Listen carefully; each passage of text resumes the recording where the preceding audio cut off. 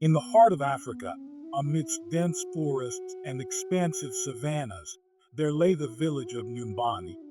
Nyumbani was known for its vibrant culture, warm-hearted people, and enchanting beauty.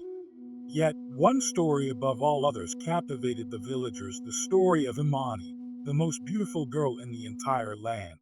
Imani's beauty was unmatched. Her skin was as smooth as silk, her eyes sparkled like the stars, and her smile could melt the hardest of hearts. Everyone admired her, and many young men in the village saw her hand in marriage. However, Imani remained mysteriously unattainable, always keeping a certain distance from everyone. One day, a curious young man named Faraji, determined to uncover the secret behind Imani's unparalleled beauty, decided to follow her. Faraji was known for his bravery and sharp mind. He believed there was more to Imani's beauty than what met the eye. As the sun set and the village lights dimmed, Faraji quietly trailed Imani as she slipped into the dense forest. He kept a safe distance, ensuring he remained unseen. The forest was eerie at night, with the sounds of nocturnal creatures echoing through the trees. Faraji's heart pounded with both fear and excitement. After walking for what felt like hours, Imani arrived at a hidden clearing, where an ancient baobab tree stood tall and imposing. She knelt beside the tree and began to chant softly. To Faraji's astonishment, a hidden door in the tree's trunk slowly creaked open. Imani entered, and Faraji, driven by his curiosity, followed. Inside, the tree revealed a secret chamber lit by glowing crystals. In the center of the chamber stood an ancient altar upon which lay a chalice filled with a dark, thick liquid. Faraji's eyes widened in shock as he realized what it was: human blood. Imani picked up the chalice and began to drink from it. Her face transformed, becoming even more radiant and otherworldly with each sip. Faraji watched in horror and fascination, unable to believe what he was seeing. He had found the source of her beauty, but it was a secret darker and more sinister than he had ever imagined. Suddenly, Imani's eyes snapped open, and she turned to where Faraji was hiding. "Who's there?" she called out, her voice echoing through the chamber.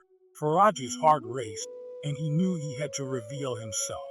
Stepping into the light, he faced Imani, his expression a mix of fear and determination. "Imani," he said, his voice trembling, "I know your secret. Why do you drink human blood?" Imani's expression softened, a mixture of sadness and resignation in her eyes. "You have discovered my curse, Faraji," she replied. "Long ago, I was deceived by a sorcerer who promised eternal beauty, but in return, I must drink human blood to maintain it. I am bound to this curse, unable to break free." Faraji felt a wave of sympathy for Imani. He realized that her beauty came at a terrible price, one she never wished for. "There must be a way to break this curse," he said, determination returning to his voice. "I will help you find it." Imani looked at Faraji with hope for the first time. "There is a legend," she whispered, "of an ancient shaman who lives in the Forbidden Mountains.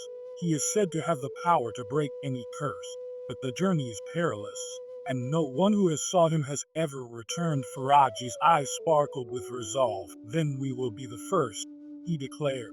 "We will find the shaman and free you from this curse." And so, under the light of the moon, Imani and Faraji set out on a journey filled with danger, adventure, and the promise of breaking the chains of an ancient curse. They ventured deeper into the heart of Africa, facing unknown perils and discovering the true meaning of courage and sacrifice. The story of Imani and Faraji's quest spread through Nyumbani, captivating the hearts of the villagers. Everyone eagerly awaited their return, hoping they would succeed in their quest and bring an end to Imani's torment.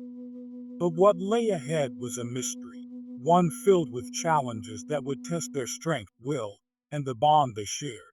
The adventure was just beginning, and the true test of their courage and determination awaited them in the depths of the Forbidden Mountains.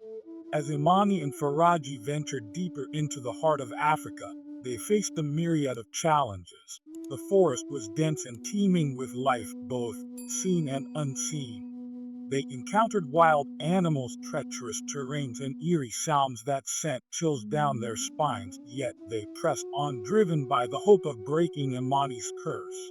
One night, as they camped near a crystal clear river, Imani confided in Faraji about her past. "I wasn't always like this," she began, her voice soft and reflective. "I was just a simple village girl, content with my life. But when the sorcerer came, offering beauty beyond imagination, I was foolish enough to accept without understanding the cause." Faraji listened intently, his respect for Imani growing. "We'll find the shaman," he reassured her. "We'll make things right." The next morning, they were awakened by a group of travelers. The leader, a tall man with piercing eyes named Jabari, approached them. "You're far from any village," he said, eyeing them curiously. "What brings you to these parts?" Faraji explained their quest, and Jabari's eyes widened. "The shaman of the Forbidden Mountains is a legend few dare to chase," he said. "But I know the way. My people, the Wataw and Lima, have guarded the paths to the mountains for generations. I can guide you, but it will not be easy." Grateful for the help, Imani and Faraji joined Jabari and his group. As they traveled together, Jabari shared stories of the mountains, tales of ancient spirits, hidden treasures, and the trials they would face. Imani and Faraji prepared themselves mentally and physically for the journey ahead. Days turned into weeks, and the landscape changed as they neared the Forbidden Mountains. The air grew colder, and the terrain became more rugged. One evening, as they camped at the base of the mountains, Jabari warned them of the first trial. They would face the River of Spirits. The river is said to be guarded by the spirits of those who perished trying to reach the shaman, Jabari explained. To cross it, you must show true courage and purity of heart. Only then will the spirits allow you passage. The next day they reached the River of Spirits. It was a wide, fast-flowing river with an eerie, ethereal glow. Imani and Faraji could feel the presence of the spirits, their whispers carried by the wind. Determined, Imani stepped forward, her heart pounding. She closed her eyes and spoke aloud. "Spirits of the river, I seek your permission to pass. I am burdened with a curse I did not choose, and I seek to break it. Please, let us through." The river seemed to respond, the waters calming slightly. Faraji, standing by her side, added, "We come with pure intentions and great respect.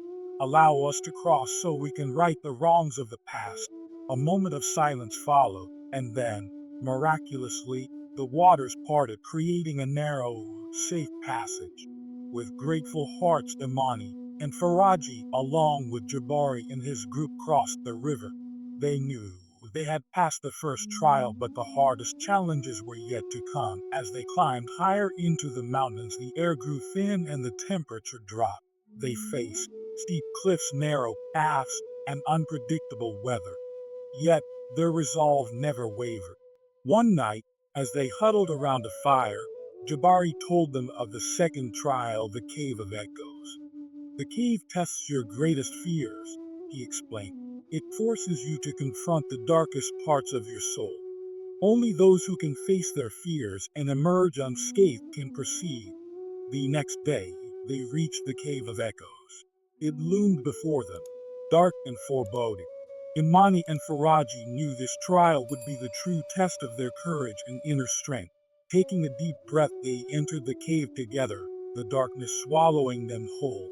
As they ventured deeper, the echoes of their past began to haunt them, whispers of regrets, fears, and insecurities. Imani saw visions of her life before the curse, the happiness she once knew, and the regret of her fateful decision. Faraji faced his own fears of failure, of losing those he cared about, of not being strong enough.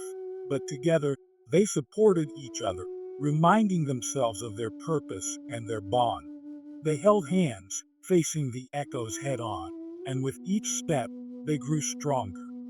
Finally, after what felt like an eternity, they emerged from the cave, exhausted but victorious. Jabari greeted them with a proud smile. "You have passed the second trial," he said. "Now the final challenge awaits the heart of the mountain, where the shaman resides. Only the worthy can enter and seek his help."